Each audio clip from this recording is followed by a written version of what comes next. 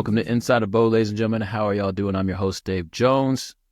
Another episode of Inside Abode. This is actually a really special, I know I say this every time, but this is a special episode. We're talking about Jordan Dam, the sideline story, and we're doing this for a reason, and I'm going to let you know in just a minute why.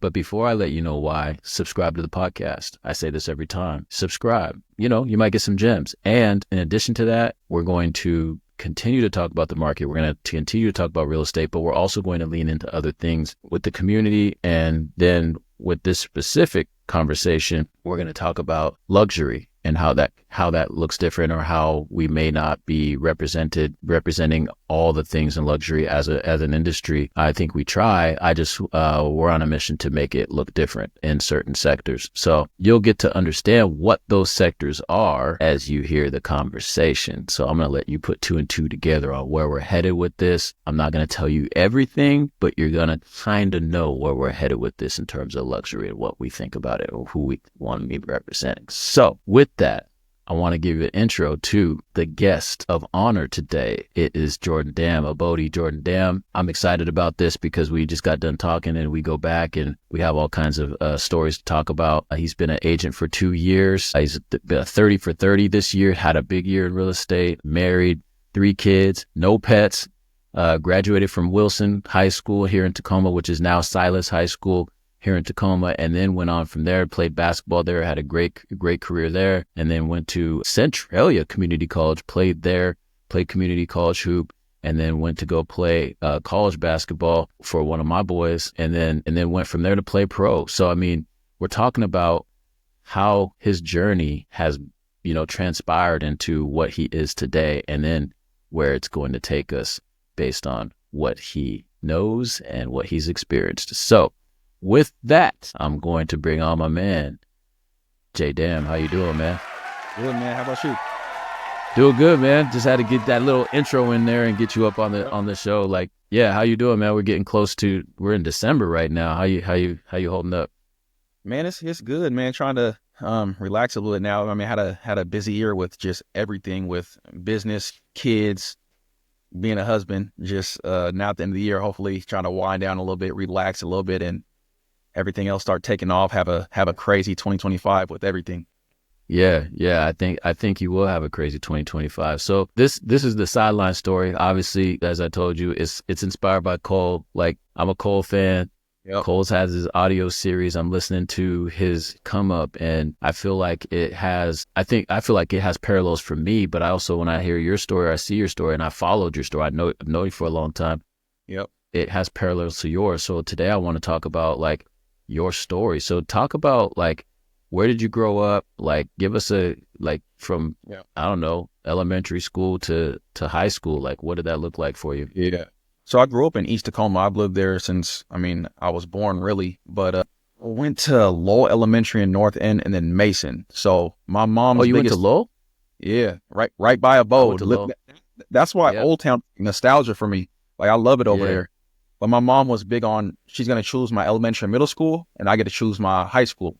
So she chose both of those. And then for high school, it was between Lincoln and Wilson. And like everyone I kicked it with at Lincoln was like a grade older. And at the time, I just thought Wilson, was going to have a cool basketball team and things would turn. I knew a couple people going there. So it was like, okay, well, I'm going to go to Wilson. End up working out. I wish we won a state title, but made it to the semifinals of state. And yeah, y'all had a squad, man. That was unfair. Like, bro, I know we talked about it before on the podcast, but I would go ahead and say it again. Y'all wasn't playing fair that year, man. That's especially your senior year.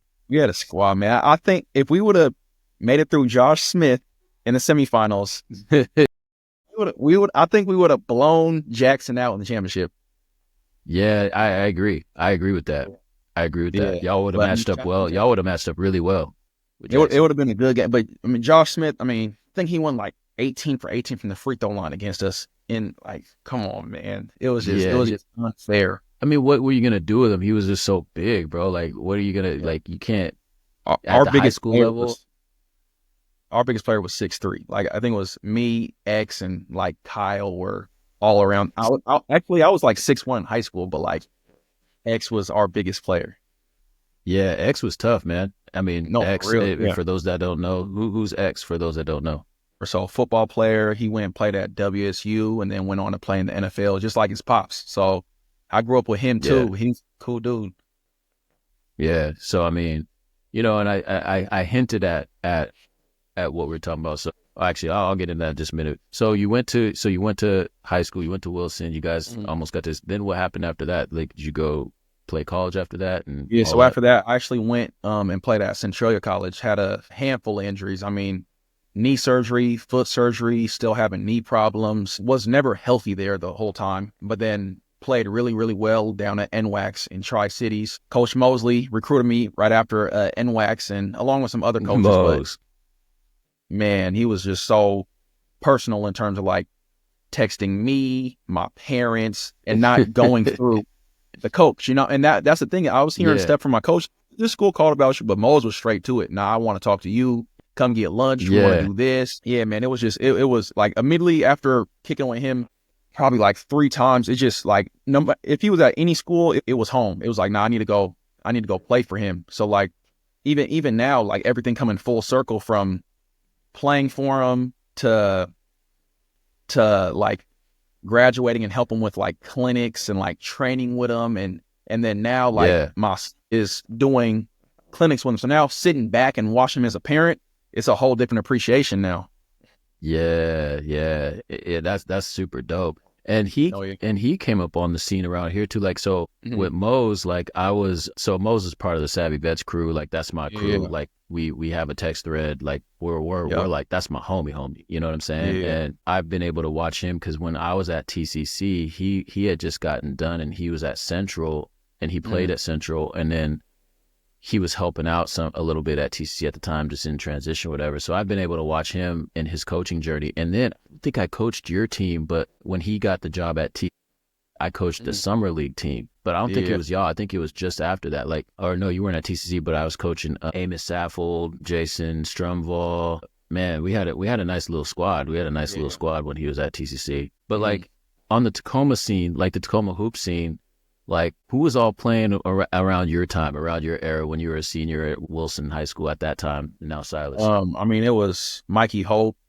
Petrie, Dre Winston, Dom.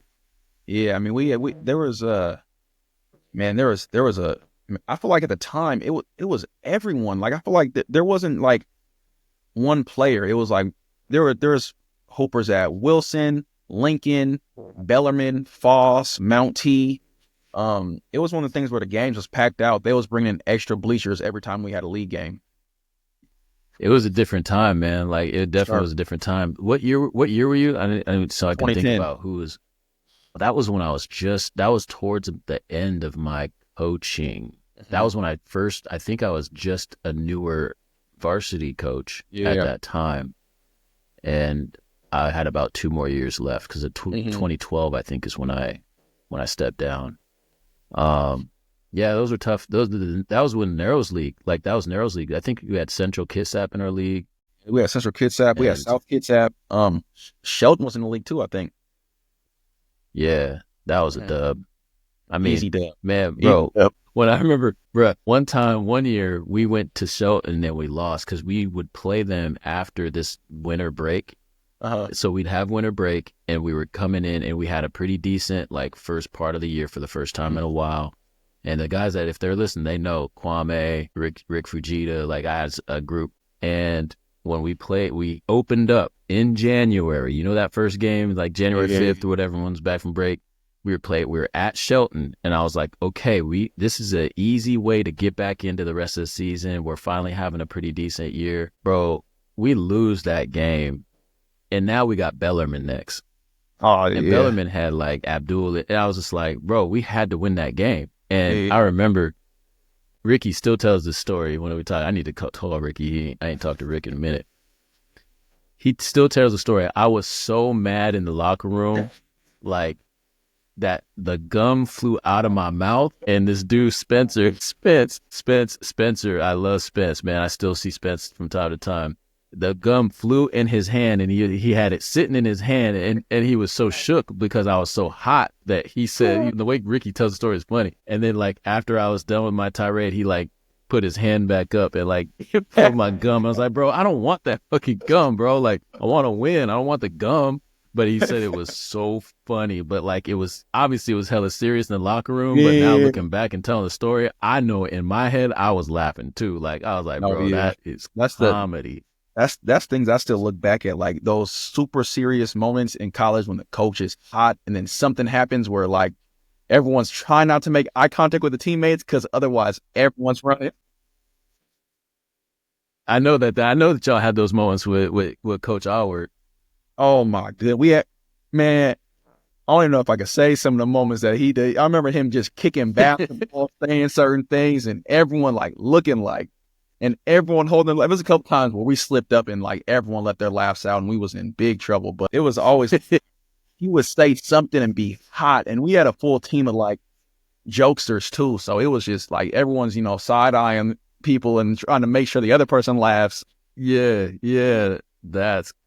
Man, there's so many of those moments. All right, so let's get back to the story. So you get to college, you're at Evergreen, you're playing for Coach Mose. Like, tell me about your Evergreen experience, like, and where you, because I feel like, so when I watched, and we were talking about this earlier, when I coached against you in high school, like your senior year, all of a sudden I was like, who's this dude? Because I coached against you in JV too, and I was like, this isn't the same player. But then when you got to Evergreen, or no, you went to Centralia and then Evergreen, right? So talk to us about that journey of going to community college and then Evergreen.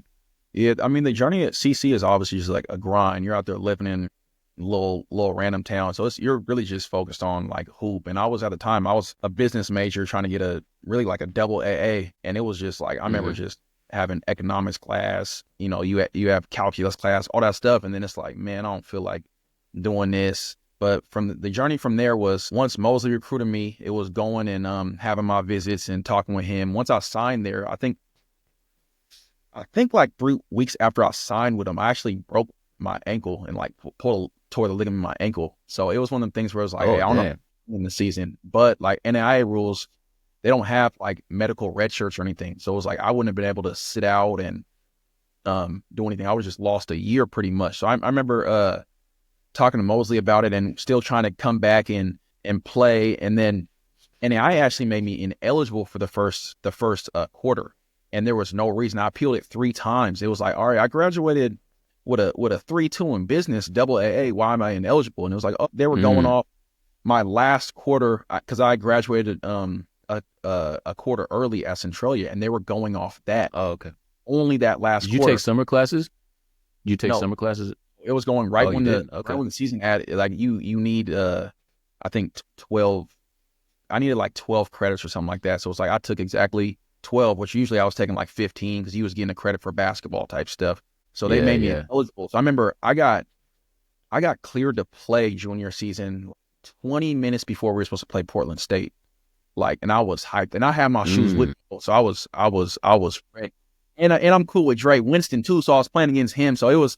I remember I came out expecting to play, but I brought hoop shoes just in case something happened, and I ended up getting that call and was able to play. Junior season, ended up playing, was still injured most of the year, like on a bad ankle trying to come back.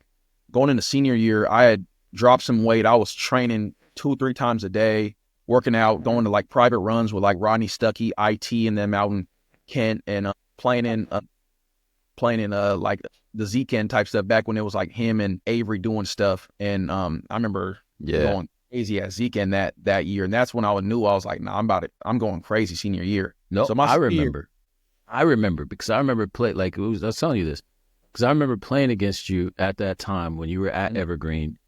I don't know if it was a run that Mose was holding open or it was I don't know where it was. I forget where it was, but it was an open gym and I was just running at the time, doing my thing. And I remember you coming down the lane and I had to guard you or something and you were just a big dude. And I was like, damn. And I don't remember because I was like coaching against you not too long ago, and I've always had trouble with 6'4" big guys, like just because I'm a tweener guy and it's kind of like I thought I could always out muscle people because I was in the weight room, I was doing all my things. And then I faced you, I was like, damn, he's good, bro. Like I remember just you came down and I bounced off of you. There's only a few people that have had that happen with, like Keith Brown. Oh yeah. You, Isaiah Thomas. That's the list. that where I remember clearly. I'm like, okay. And obviously there's big dudes that I had to like guard that. Like, I'm talking about like guys I didn't expect. You know, that I was like, damn, bro, like, yeah, you a problem for me right now. No, Anyway. No, that, yeah, I feel like that. Nice. Going into my senior year of college, like first time summer, I was just 100% healthy. I had dropped from like 245 to 195, but I kept all my strength, like still lifting every day. And shooting. And I remember, I think it was Zeke. And I just remember in 4 games at Zeke, and I had 52, 38, 32, and like 28. And I was like, and 2 of those games was against like crazy them guys. Like it was like, that's from the first time I was like, I'm going to be on another level senior year. And then senior year was healthy, had a good year. I averaged like close to like 16, shot, I think 43% from 3, 50% from the field. And after that, it was just like trying to earn a contract overseas right after that. Yeah. So how did that work? Like, so you went from, because I remember I coached against you in JV, and I was just like, I didn't recognize you from when you were a senior or from when you were like on the JV to senior year, like 2 different players, man. Yeah. And shout out to B Brown too, because you guys had a similar, like B Brown was the same way, whereas I see Brandon Brown, and who's now currently still playing overseas. And you guys both like had a similar trajectory. It was just like, all right, you guys improved like and became pros in college. So like, was that something that you were going after at that time, or was it just like you just wanted to be the best you could be, or was being a pro like that the goal? There was a certain point where that was just the ultimate goal, and then it was just being real honest with myself on what that looks like in terms of being very, very strict with everything. Because I mean, I'm in college, I'm not drinking, and I went to eating specific meals. I was waking up early, getting shots, lifting, going back, running stairs, going to private runs with pro players. And it was just like, okay, if this is what I want, this is what it takes. It's not, it's not being lazy. And I think as I was in college too, I think, I grew another 2 inches mentally. I was a late bloomer. So I feel like I started developing and had a different mindset. And I feel like it all came together for me once I probably turned like 21, to tell the truth. I started getting more athletic, and that, I think my biggest jump was in the middle of college for sure. Okay. Yeah. I could see that, and I totally saw it, So after your senior year at Evergreen, then what happened? Like, how did you end up playing overseas? Yeah, so I mean, it was still like a long journey. I think right after the season, I got invited to like a combine down in LA. So me and Timia went down to LA for the weekend and had a combine, and I went crazy at that combine. I think it might be on YouTube, but I think it is for real? Yeah. I might have to go. I don't remember the exact stats. I might be exaggerating, but it was like 19, 8, and 8 I averaged in all the games out there, and that's supposed to be against some of the top players out there.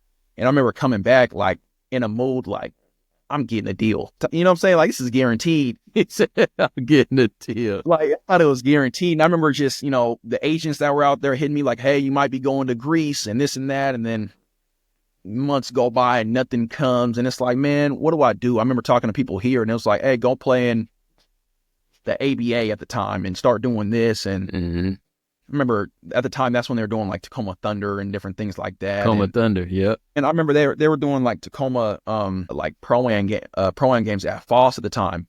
And I remember just dropping Foss and Mount Teen. I remember dropping like 50 plus in multiple games. And at the time, it was like, man, you guys ain't recording this? Like, what am I playing for? There was one night, it was like a Friday night, and it was like, hey, you guys got to go out and play in Bremerton. And I was like, hell no. Like, I'm not going out there. I remember he said, I ain't going out there, bro. Timmy is the one that talked me into it. And she was like, hey, you got to go out there. Like, we're not doing tonight. Let's go play. So we go out there, and we're playing against a dude that's like a 7-year pro, and he's nice. I remember I had like 30-something that game. And after the game, dude came up to me, and he was like, hey, I want you to, we're about to do a little tour of, China, play some European teams. And I want you to come. And at the time, it was like, after doing the one combine, I was like, man, yeah, right. Like, I'm not doing it. Like, I thought it was just kind of just bullshit, to tell the truth. And it was like, nah, I'm not. Yeah. And he was like, nah, I need your flight information. Like, we leave next month. And I was like, we'll see. And then I think around that time too, like I went and played in like Eurobasket down in Vegas during the NBA Summer League and different things like that. But I remember I ended up going to China on a 3-week tour originally, and went over there, played with like Wani. There's a couple guys from Seattle, guys from Canada, Texas, Florida, just like a bunch of randoms, and then came back. 2 months later, we go back out there, and I stayed in contact with a team out there, and they're the ones that end up reaching back out to me through WeChat, which is like China's stuff. Like, hey, we want you to come out here for 4 months type stuff. And I remember when they sent me the contract, it was a day after I proposed to Timia. And I was like, damn, it was in the middle of the season when I'm coaching at Wilson. And I remember sending something back like, hey, you guys got to send my wife out, like just not know what they're going to say. I remember 24 hours, they didn't say nothing back to me. And then they sent another contract, put her name in it, flight information, everything. And then like literally a week later, we went out there and lived out in China for 4 months. Wow. That's crazy. Was there an agent? So there's an agent involved, or did you just like sign the contract and just kept it moving? There was no agent involved. It was just off me making connections and staying in contact with people literally off WeChat in China. Dang, that's crazy. Yeah, and then when I was there, my last week out there, I tore my adductor tendon and it pulled off a piece of my pelvic bone. Obviously, at that time, it's damn near impossible to get an agent. Like, just like I'm out for 12 months. Like, I knew no matter I couldn't do nothing in 2018, and hopefully try to circle back in 2019. And at the time, I didn't know what I was doing. It was me and the homie Mikey talking about DMing different teams and agents and different things. Trying to get everything on our own, really, because a lot of agents just weren't trying to work with us just because we weren't coming out of no big time D1s and things like that. So it was trying to just really get out on our own. Like, hey, this is on film. I remember I was sending DMs to agents that we played against in college. Like, I saw certain guys in our league, like, okay, this guy played at University of Oregon. He played in our league, and he signed with an agent. I was like, oh, okay. I remember sending the agent film, like, hey, you don't want me, but I gave your guy 30. Right. And sending him a code 30 piece. Yeah, so I sent them film on that game, and it's still hard to get it. And it was just like, I remember just doing everything on my own. Dang. Hey, shout out to so I mentioned Dre Winston. Shout out to Dre, the Winston and the Winston fam. Like, people don't forget about the Winston family and the Winstons, like in terms of where they stand in the Tacoma basketball scene. Those boys was getting to it. We were talking about Bari the other day. I was talking about Bari Ward. Like, oh my goodness. Like, his name should not be forgotten, man. Like, he was a problem, bro. Like, that team was a problem, but like Bari was one of those. One of the most athletic people I've ever seen. Just like seeing him play at Mount T, it was unfair. Bruh, like, he was like, for those that's listening that want to think about like what Bari was like, he was like Steve Francis. He reminded me like a Steve Francis type, just like him. Type. You know what I mean? Just explosive. And then I was gonna say shout out to Mikey, who you just mentioned. Yep. Y'all was getting it out the mud, man. And Mikey Hope. You know, Mikey Hope is a name and a legend in Tacoma hoop scene. So yeah, we got so many legends. I mean, there's a lot of people who are legends in this Tacoma hoop scene, man. It's just super dope that we have our own little thing down here. Sure. And I think it's really special. It's really special. So so you and Mikey getting out the mud, and Mikey's just stopped. Like, he continued playing with his career. Exactly. Yeah. So after that, like, you got that injury, that nasty injury. And then what happened after that? Like, tell me about the time between that and when you open up the cryotherapy spot. Yeah. So, and get into entrepreneurship. Yeah. So before my injury, me and Timia were already looking into like other ways of treatment, just because, I mean, I've had so many injuries. It was like, I'm seeing other guys in the NBA and NFL stay healthy or had the same injuries as me and come back twice as fast. So like at the time it was like, man, once I'm done with this overseas career, when I'm 35, 40, I'm trying to think ahead, like, I'm going to open something like this. So I know after I had the injury, I missed the full 2018 season. 2019, my wife didn't want to go back to China because we had just had our oldest son. So turned that down, and I was trying to go over to Europe. So I remember I was talking with certain teams, and I remember them asking me, like, why didn't you play last season? And it was like, oh, this is my injury. And talking to certain guys, they're like, hey, don't tell him you was hurt. So it ended up I ended up going like through September, October, and it's like, oh, I'm not getting another deal. So that went to 2 seasons missed, and it was like, okay, well, 2020, go back to China or try to get an agent and, go play in Europe or somewhere. At the time, I know other guys that were going and like playing in like India and things like that. And then 2020 comes around and COVID shut down every league. So it was like, okay, man, it's one of those things where it's like, man, my wife is pregnant with our second kid. It's like, doesn't make sense. Right now I was coaching, I was running a training business, a damn performance training, and everything shut. I remember that. I remember just talking with Timia, like, man, maybe we should just, put everything in and just find a spot for wellness. Like, let's open the cryo, the infrared. Let's just go all in. At the time, the world is shut down. So it's like, yeah. But it was a huge risk, but it's like, man, let's just do it. Let's go all in with it. We did. We went all in, open in the middle of COVID. We followed all the guidelines, and all of our stuff helps with immunity too. So it kind of made it, still help. But open in the middle of COVID. I remember, I think like 6 months after we opened, Mikey actually was like, bro, I got a deal for us. Like, we go play in Romania. And I was like, man, I just had a daughter, and it's like, I could go play overseas for 9 months with my high school teammate who comes in a different performance. I'm still playing in men's league with. I'm with them every day, and it was like it would have been a perfect scenario. But it was like, man, I'm trying to build something else big. I got a vision for the town, and I got this. I feel like me going back overseas or even attempting to it would have set me back with all the other plans I had. So yeah. Well, everything's supposed to work out how it works out. You know what I mean? For sure. And actually, and at this time, while you're going through all this, Brandon Brown, who we mentioned, is still hooping overseas and doing his thing. Mikey ended up doing his thing. You know what I mean? Like, so I know that probably had to be hard, like watching, peers, still carry on. But I do want to mention one thing though. There's a thread through this whole story that you have, and I've been able to see it from my high school perspective, like when I coached against you on JV, like to watch you on varsity, like you have always like worked hella hard and got to the thing. You've always been a very driven individual, and you've always kind of got it out the mud, you know what I'm saying? And so like, that's a common thread as I'm hearing you speak through your story, you know what I'm saying? So that's super dope. Sure. So you go cryotherapy, and then now you're an agent. Yep. How did that, like, what was the drive for you to go from cryotherapy to be a real estate agent? What was there? So and I got my license, or I started working on getting my license probably like at least a year into already opening the cryo spot. It was one of the things where I was still kind of in with coaching, and I was still training. Most of my guys were going to college and stuff and overseas now. So it was one of them things where like Timia was on bed rest for our second kid and like kind of just struggling, not being able to do much. And I was like, man, what can I do, to just make some extra money each for her to just can be a full-time stay at home.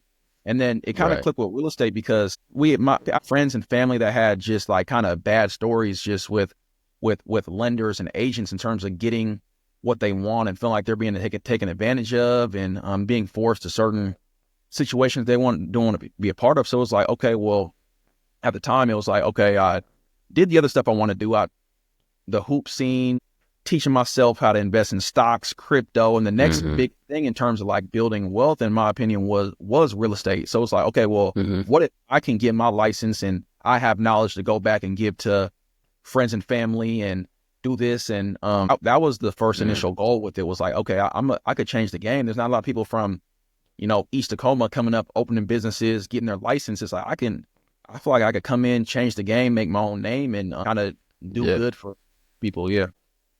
That's dope. And there is a tie, like I'm going to backtrack a little bit, because I'm looking at, like, so those that are watching the video, like the cryo spot, I don't want to downplay that, like the success of that. Like you're standing like right behind you, I see the Paolo Banchero jersey, you got the Trey Anderson joint up there. Like you've had a lot of people come through there. So what are some types of names that have been through the cryo spot that are pros or whatever people might recognize? No, for sure. I mean, Zach Banner, although was coming in for a while before he went to Duke, and then right after, Trey Anderson still comes in, and then Matthew still comes in. Mikey still comes in. We were just talking about. So big names. Like last week we had a pro fighter. He used to fight Bellator, UFC, and now he's pro boxer who was coming to fight on the main event at the Queen.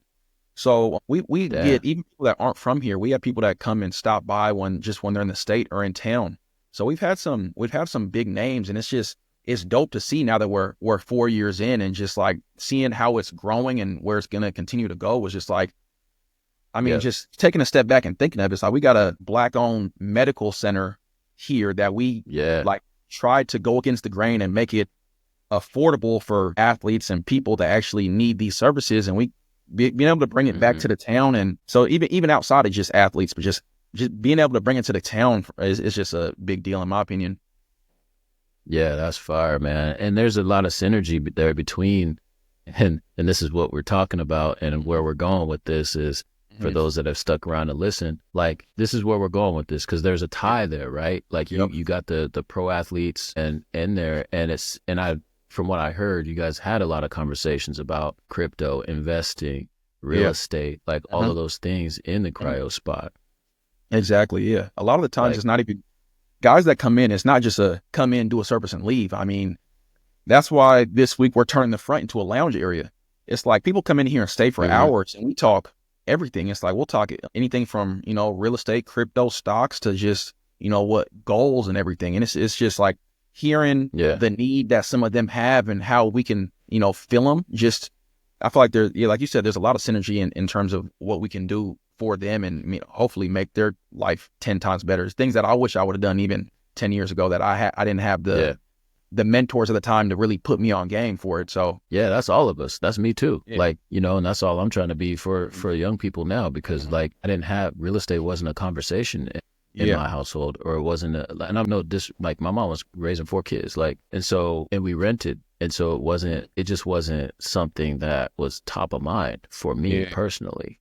And the goal now, for me at least, is to just exposure. A lot of it is. So for sure.